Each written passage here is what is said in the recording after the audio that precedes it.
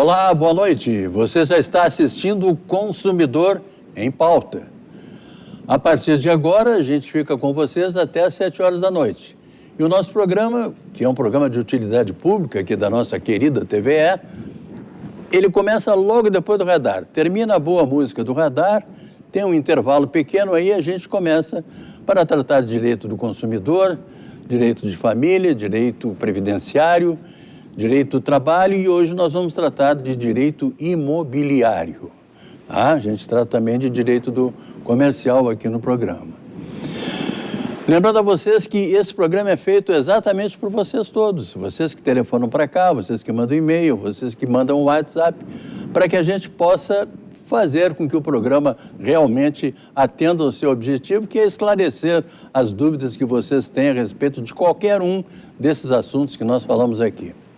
Se você quiser mandar agora um WhatsApp perguntando sobre o assunto do programa em si, melhor, senão pode inclusive usar para outros dias.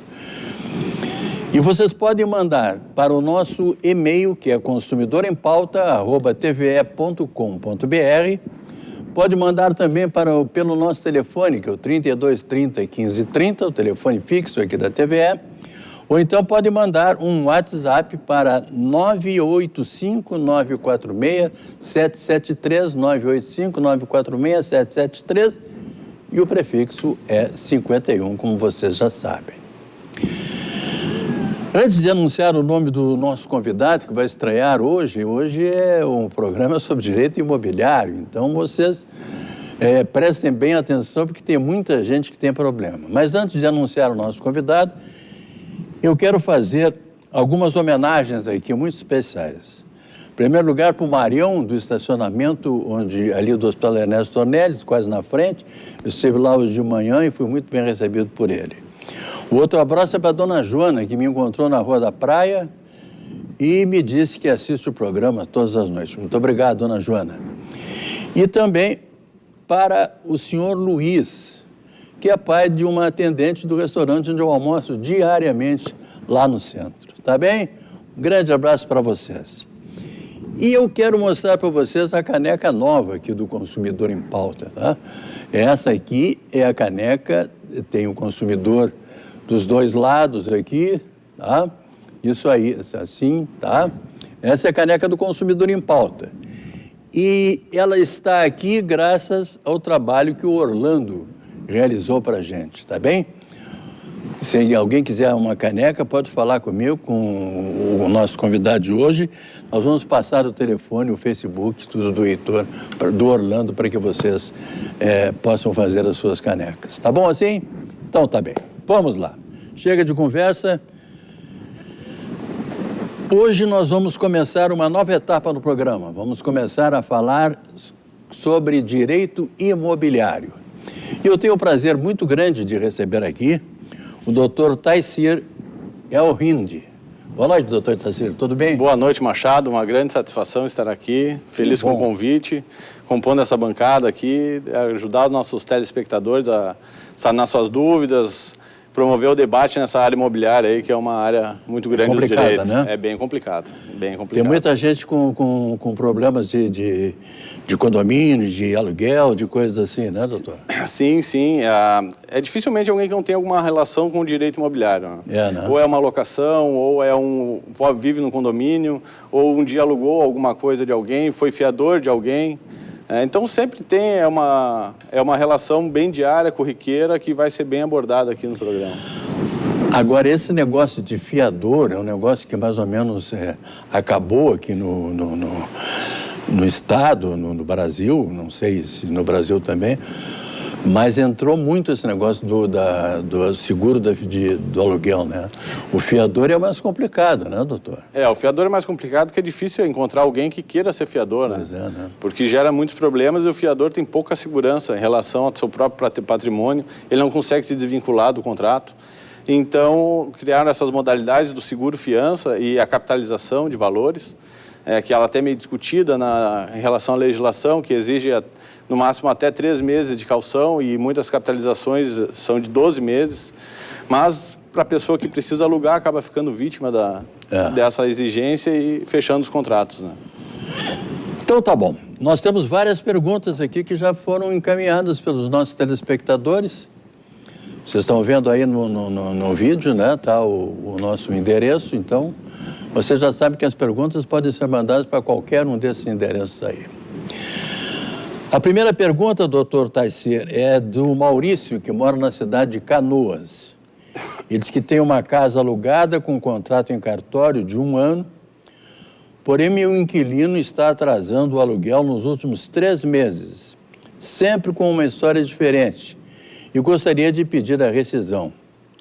E o seu Maurício quer saber se ele terá que pagar alguma multa. Bom, Maurício, em relação ao pagamento de multa, sempre que o contrato é a prazo determinado, via de regra os contratos são estipulados com uma cláusula penal em caso de rescisão antecipada. Mas no teu caso, há um justo motivo para que tu rescinda esse contrato e não pague essa multa, que é o fato de o locatário não estar em dia com as suas prestações. Então, tu pode notificar ele, pedir que ele desocupe o imóvel e rescindir esse contrato. Caso ele não queira, tu entra com uma ação de despejo, mas para ti não vai ser imputado nenhum tipo de multa. Tem uma pergunta que chegou para o telefone aqui, doutor Taycer, é do Luiz Freitas. Ele diz assim o seguinte, ó. Usei meu nome para alugar um imóvel para um amigo. Ele não teve como pagar e paguei o último mês. Entreguei no dia 12 de setembro. Só que a multa, mais 12 dias de aluguel, passou de R$3.000. Nesse período eu fiquei doente, fui por INSS, ele dá isso aqui como uma explicação, né? Meu salário foi reduzido, essas coisas todas. E estou tentando um acordo com a imobiliária. Só que até agora a imobiliária não deu nenhuma resposta para ele. Será que ele vai conseguir esse acordo, doutor Taycer? Machado, em relação ao seu Luiz aí, não há como forçar uma pessoa a firmar um acordo se não é da sua vontade, né? Já diz um acordo, é um acordo de vontades. Então, se a imobiliária não tem interesse em fazer um acordo com ele, ele não vai conseguir forçar isso. Mas o que ele pode fazer é pedir a memória desse cálculo que ele chegou nos R$3.000, que a imobiliária chegou em passar nos R$3.000, para ver como foi feito o cálculo. Porque a multa cobrada do seu Luiz, ela deve ser proporcional e não integral. Digamos que o contrato previa uma multa de 3 meses de locação, e o teu contrato era de 20 meses e tu ficou 12. A tua multa vai ser proporcional a esses 8 meses que faltam, e não integral. Então, seu Luiz, o que pode ser feito é isso e aguardar, e tentando negociar, que não tem muita alternativa aí, é uma situação complicada mesmo. Né? Que coisa séria, né? A dona Rafaela mora em Sapucaia. Ela é proprietária de um apartamento que está alugado.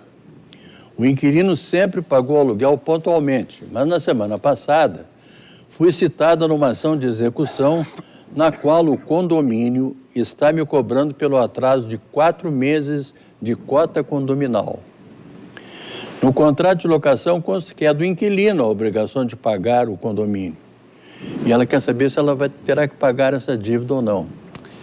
Rafaela, infelizmente... tu pode até cobrar do teu inquilino, depois fazer uma ação de regresso contra ele para tentar receber esses valores. Mas é tua responsabilidade de pagamento das cotas condominiais. Por quê? Porque essa é uma obrigação propter rem. O que seria uma obrigação propter rem? É a obrigação que acompanha o imóvel.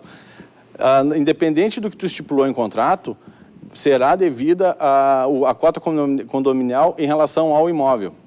Então, assim, se tu pode, como alternativa, de repente houve um equívoco, como o teu inquilino paga sempre em dia, de repente ele tem esquecido, tu entra em contato com ele, vê se ele tem a possibilidade de fazer esse pagamento. Caso ele se negue, tu pode inclusive entrar com uma ação de despejo, porque o não pagamento de cotas condominiais, ele também seja despejo. E o não pagamento, isso pode até, se não pagar durante 1, 2 anos, isso aqui pode levar até a leilão, né? Pode levar a leilão. A dívida de condomínio não não é protegida pelo bem de família, pela impermeabilidade do bem de família, né? Se ela não pagar, a dívida vai aumentar, vai virar uma bola de neve e vai acabar que vai ser penhorado o imóvel, ele vai ser levado a leilão e ela vai receber só o saldo desse valor. Então, é bem grave a situação dela. Então, dona Rafaela, a senhora corte o mal pela raiz, né? Eu tinha um amigo que tinha um bar e disse assim, fulano está me devendo há três semanas e não me paga. Eu digo, não vendo mais fiado para ele, porque daqui a pouco ele vai te devendo 10 semanas e tu não consegue pagar. Não vende mais, para. A situação é semelhante. Melhor é pagar 3 semanas do que pagar 10. Exatamente. Né? Tá, dona Rafaela? Então a senhora pense bem nisso. Tem outra pergunta por telefone aqui, doutor Taicir, é do Biratã da Costa. Ele mora em Estação. Ele diz que assiste o programa todos os dias com a esposa dele. Que bom, um grande abraço para vocês, então. Aí tá, Biratã? Para você e para sua esposa. Ele alugou uma casa para uma senhora há 8 meses. Ele não fez contrato de aluguel. E a senhora não paga há 2 meses. Ele já foi cobrar dela, mas não adiantou. O que o Biratã pode fazer? Bom, Biratã, esse é o problema dos contratos estabelecidos de forma verbal, né? É sempre bom ter um instrumento particular, um contrato assinado entre as partes, com algumas cláusulas básicas. O modelinho de internet já é melhor do que contrato de boca.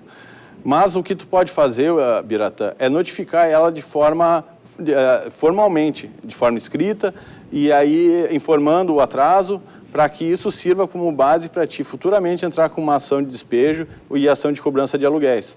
Porque como tu não tem contrato, tu vai ter que constituir esse débito junto à tua inquilina, né?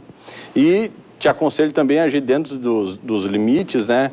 Porque tu ir cobrar ela, ela pode se sentir constrangida e acabar ainda tu sendo réu numa ação de indenizatória aí por danos morais, né? Que a tua via para cobrar ela é a formal, por notificação ou judicial. A dona Jane, aqui de Porto Alegre, doutor Taicir, ela comprou um apartamento que recebeu o habite-se em 2015. Em 2017 me mudei. Apenas este ano fui colocar luminária na sala e num dos bicos de luz não chega eletricidade. Liguei para a consultora e me disseram que o prazo de garantia já passou, pois era de 1 ano após o habite-se. Ela quer saber se isso procede. Então, Jane, não procede. Imóveis que tenham uma duração razoável, né? Imóveis duráveis, bens duráveis, ele tem a garantia de 5 anos pelo Código de Defesa do Consumidor. E ainda, pelo mesmo Código de Defesa do Consumidor, em caso de vícios ocultos, essa garantia só começa a correr a partir da tua constatação do vício. Ou seja, na hora que tu foi lá e viu que tinha o problema na instalação elétrica, te notificou, a partir daquele momento começa a correr o teu prazo de 5 anos.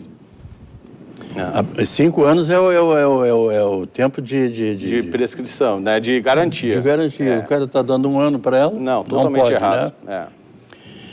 Doutor Taicir, eu tenho uma outra pergunta aqui que chegou por telefone, mas é uma pergunta bem rapidinha, bem curta, da dona Ana Paula, que mora no bairro Costa e Silva. Ela quer saber quais os cuidados que ela deve ter na hora que ela for comprar uma casa própria. É necessário pedir as certidões do vendedor. Se for de um condomínio na planta, ver se a construtora ela é solidificada no mercado, se ela não tem muitos processos judiciais por defeitos nos produtos, no imóvel. E se for uma compra particular, se o proprietário ele não tem ações trabalhistas tramitando, se não tem ações de alimentos, porque são todas ações que podem futuramente caracterizar uma fraude a credores, que ele está querendo se livrar daquele imóvel para não pagar alguma dívida e ela vinha se prejudicar depois. Então, pedir certidões, ir na matrículas, todo tipo de certidão que você pode imaginar deve pedir nesse caso, né? Desde a trabalhista até a civil, fiscal. Ela tem que se cercar de todas as garantias para que mais tarde ela não tenha problemas. Ela não vai ter problemas, né? Porque apesar de ela ser adquirente de boa fé, ela ainda pode ter problemas igual, né? Aqui tem uma pergunta que também chegou por telefone, que é de um telespectador que não quer se identificar. Ele disse que é síndico e quer se desfazer de um funcionário, solicita a Assembleia para a liberação do fundo de reserva, mas os participantes negam. Tendo o valor da reserva, como faço para ter o dinheiro? A reserva tem o valor que ele precisa. Sim, sim. Ele precisa pedir licença para a Assembleia? Não. Como é o síndico que está convivendo constantemente com os funcionários, é ele que sabe qual funcionário está indo bem e qual funcionário está indo mal. Então, se houvesse uma barreira para impedir que ele demitisse ou admitisse pessoas, alguns funcionários com certeza fariam amizade, poderiam, né, fazer amizade com moradores que irão lá votar para aquele funcionário ficar. O síndico não precisa de autorização, ele tem liberdade para contratar e demitir as pessoas que ele bem achar mais condizentes para o condomínio, né? Tá certo. Então não precisa nada de Assembleia? Não precisa. Ele pode, se ele tiver o dinheiro, pode pagar. Isso. Salvo se estiver estipulado em convenção essa obrigatoriedade, né? Via de regra, não, né? Algumas convenções, mas é difícil. É difícil. A dona Silvia, aqui de Porto Alegre, ela diz o seguinte: enfim, consegui adquirir um imóvel próprio e vou fugir do aluguel. Acontece que esse imóvel que adquiri está alocado e eu não tenho interesse em manter essa locação ativa, pois preciso do apartamento que adquiri para morar. O que devo fazer para pedir a desocupação do imóvel? Ô Machado, primeiro vamos parabenizar a dona Silvia pela aquisição, né? Pela aquisição, claro, evidente. Parabéns por adquirir o imóvel próprio, né? Quero morar de aluguel, é bravo. Né? Em tempos de crise, adquirir o imóvel próprio é muito bom, né? Então, Silvia, tu não tendo interesse em manter essa locação, tu pode notificar o locador, o locatário que lá está, e dando um prazo para ele de 90 dias. Tu manifesta a tua vontade e tu dá um prazo de 90 dias para ele desocupar o imóvel. Caso ele não venha desocupar, vai ser necessário tu manejar uma ação de despejo, mas vamos torcer que não vá ser preciso, né? E que corra tudo bem no teu caso aí. Aqui tem uma questão, doutor Tassir, que eu seria obrigado a lhe fazer a pergunta, que é um telespectador que pede para não ser identificado por uma série de problemas, claro. Eu sempre explico que aqui a gente fica com o nome e telefone de quem pergunta e não se identifica. Ele disse que comprou um terreno, só que o terreno dele tem vários outros terrenos em volta. A entrada era pelo terreno dele, para chegar aos outros terrenos. Agora fizeram a divisa e o dono dos outros terrenos pode entrar pelo terreno dele. Ele quer saber se pode proibir que o vizinho entre pelo terreno que é dele, né? Esse telespectador que faz a pergunta. E ele diz o seguinte, que ainda tem um barranco no terreno do vizinho. Ele pode proibir o dono dos terrenos que ficam perto dele de passar por dentro? O acesso dos terrenos dos demais moradores é pelo dele. O do dono dos outros terrenos era pelo dele. Agora fizeram a divisão e tem um acesso para... individual para cada um. Claro. Não. Aí já se extinguiu a servidão, nesse caso. Antes havia uma servidão, então ele não poderia impedir a passagem dos outros moradores. Claro. Mas como agora as unidades são autônomas e cada um tem o seu acesso, ele pode, com certeza, fechar o terreno dele e impedir a passagem. Claro, senão ele vai virar uma balbúrdia, né? Claro. Não, aí é atalho, né? Claro, aí não é mais servidão, aí não é servidão, é atalho. Tá certo. Eu tenho coisas no direito imobiliário que a gente não sabe, viu? Servidão e atalho são diferentes. A dona Marlene, aqui de Porto Alegre, ela diz que mora numa casa alugada dentro de um condomínio fechado.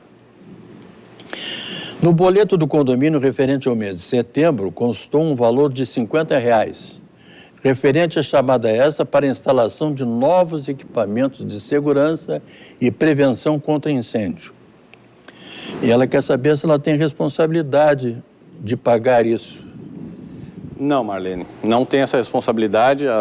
Esse tipo de responsabilidade, Machado, ela é do locador. Isso está expresso na lei do inquilinato, que isso é uma despesa extraordinária, de forma que ela é estrutural, né? E que visa a segurança do empreendimento. Então, ela é do locador E a dona Marlene pode ver também, se não ocorreu, o que é bem comum, é as administradoras enviarem um boleto padrão. E aí ali vai chegar aquela cota. Então ela pode entrar em contato com o locador e ele tirar essa cobrança ou assumir essa cobrança, descontar no aluguel, mas não é da responsabilidade dela, a responsabilidade é do locador. Doutor Tarsila, aqui tem uma outra pergunta aqui, telefônica. A gente dá uma certa prioridade para o pessoal que está ligando na hora aqui, porque são pessoas que estão assistindo o programa e estão querendo uma resposta, mas nem sempre a gente consegue responder a todas as perguntas, mas a gente vai fazendo o possível, tá? O Alexandre Alves mora na cidade de Alvorada.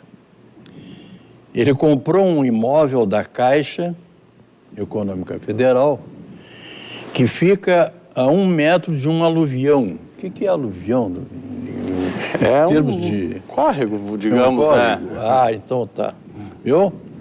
É bom, a gente, o apresentador não sabe, pergunta para quem sabe. E o imóvel também está com muitas rachaduras. E é um imóvel novo.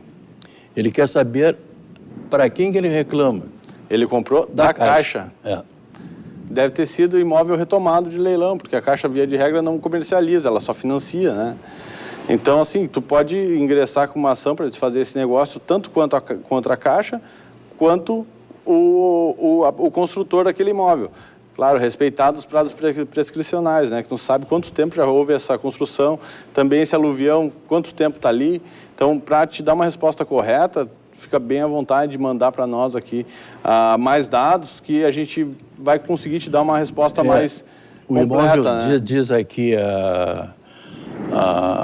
a direção do programa que o imóvel foi financiado pela Caixa. Adquirido por uma construtora. Adquirido por uma construtora. Ah, perfeito, perfeito. Então, sim. Aí tu pode entrar com uma ação para desfazer esse negócio, ele ser restituído desse valor todo que ele pagou, bem como receber indenizações por perdas e danos, lucros cessantes, porque se o prédio está rachando, agora, um prédio novo, provavelmente... Não, ele disse que é um prédio novo. A tendência é só piorar, né, Machado? Sim, daqui a pouco ele está na rua. Está na rua, exatamente. Até é melhor pagar um aluguel, de repente, né? Tem que desfazer esse negócio. A dona Cristiane mora na cidade de Guaíba, ela mandou uma pergunta por telefone também, doutor Tarsila. Estou lhe explorando hoje aqui nos telefonemas. Aluguei minha casa, fiz um contrato registrado em cartório por 12 meses. Só que agora eu queria voltar a morar lá. Vou ter que ressarcir quem está morando lá por quebra do contrato? Infelizmente, sim, Machado. Bom, Cristiane, quando a senhora fez um contrato de locação a prazo determinado, estipulando que esse contrato duraria pelo menos 12 meses, a senhora gerou uma expectativa tanto na locatária quanto na senhora mesma de receber aqueles valores. Como a situação mudou e tu precisa voltar, é justo que tu pague uma indenização para aquela locatária, para que ela se organize e procure outro imóvel, né? Essa multa contratual, essa cláusula penal, essa indenização, ela vai ser proporcional, mas tu vai ter que pagar, sim, uma conta.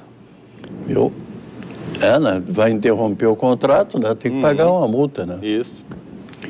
A não ser que a inquilina queira sair também lá, daí é um outro detalhe que são brancos que se acertam. Né? Aí se eles conversarem, se acertarem, que é o melhor caminho, né? O melhor, eu sempre digo isso, né, doutor Tarsila, que ninguém está livre de uma boa conversa. Não. Um bom assunto, vamos sentar, resolve o problema. É o perfeito, é o mundo perfeito, né? Claro. É a razoabilidade, é conversar, chegar a um consenso, se o pessoal for na evitar a demanda justiça, judicial, já tá levando 6 meses para sair uma citação. Né? Não, já está desfeito qualquer amizade, qualquer né? relação, com certeza. É verdade. O senhor Cláudio mora na cidade de Erechim. Atendendo o pedido de um amigo, aceitei ser fiador no aluguel de um imóvel via imobiliária. Faz 4 meses que os inquilinos moram lá e não pagaram o último mês. A imobiliária está cobrando de mim e eu gostaria de retirar meu nome do contrato. E ele quer saber se isso é possível. Ou ele terá que pagar alguma multa para tirar o nome dele. A situação do Cláudio, ela é complicada porque teria que analisar o contrato dele, mas eu vou dar as duas possibilidades do que pode acontecer nessa tua relação contratual aí, Cláudio. Em primeiro lugar, não tem especificação de multa para inquilino, para locador, desculpa, para fiador, tá? Fiador não paga multa. Fiador é garantidor. Quem paga multa é locatário e locador. Então, para te desfazer esse negócio, se for um contrato a prazo determinado, tu vai ter que cumprir o contrato. Por uma questão de segurança jurídica, né? O locador que contava com essa garantia, o locatário contava contigo com ele garantindo. Né? Agora, se esse contrato que tu assinou foi a prazo indeterminado, aí sim tu pode notificar o locador dizendo que tu não quer mais ser fiador e aí tu só será responsável por esse contrato até 120 dias. Então tá certo. É aquela história que a gente falou, né? No começo aí do negócio da fiança, né? Exatamente. A dona Maribel mora na cidade de Esteio e ela diz que é proprietária de uma casa em um condomínio fechado e ela tem uma vaga de garagem. Como ela não tem carro, ela quer alugar essa vaga para obter uma renda extra. Ela quer saber se isso é possível. Claro, é possível sim. Uma renda extra é sempre bom, né? Muito sempre bom. Cai bem. Então, assim, o Código Civil estabelece que é possível a alocação de vaga autônoma de garagem em condomínio fechado, só que é necessário observar o regimento interno, que vai dar algumas disposições ali que vão nortear esse contrato aí e estabelecer algumas regras, aí, alguns parâmetros. Tem uma pergunta que chegou agora, essa é muito interessante, deve acontecer muito disso. O senhor João, ele mora aqui no bairro Cavalhada. Ele comprou uma casa em um terreno irregular, mas a casa não tem habite, tentou colocar na Caixa Econômica Federal, mas não aceitam sem isso. Ele quer saber onde ele pega o documento de habites dessa casa. Prefeitura, talvez? Provavelmente prefeitura pelo plano diretor ali, que foi na sede competente que faz os planos diretores, que é ali que vai expedir o habite, provavelmente vai ser ali, né? Agora, como é que uma pessoa compra uma casa num terreno irregular e uma casa sem habite? Pois é que o terreno é irregular, aí provavelmente não vai ter habite mesmo, né? Pois é, né? Claro. É bem complicado que ele vai conseguir esse habite, né? Ele conseguiu regularizar. O terreno. Estão me informando aqui que ele conseguiu regularizar a questão do terreno. Só falta o habite, é isso? Perfeito. Então ele vai precisar, para ele conseguir o habite, ele vai precisar gerar uma planta da casa, levar para aprovação, e aí sim a prefeitura vai expedir esse habite. Dr. Taicir Euinde. Esse nome é complicado, né? Mas Taicir Euinde, eu não vou esquecer mais. A sua participação foi, como sempre, como todos os outros parceiros meus aqui do programa, foi brilhante e as respostas, tenho certeza absoluta que atenderam as dúvidas que os telespectadores tinham. Então, só me resta agradecer a sua presença aqui e convidá-lo para que venha sempre nas quartas-feiras, uma quarta sim, uma quarta não. Eu te agradeço, Machado, a participação, fiquei muito feliz, espero ter conseguido, o tempo é muito curto, então... A gente acaba atropelando em algumas partes, ele não consegue trazer alguns detalhes, né? Mas foi bom. Mas eu me coloco à disposição aí para complementar as respostas.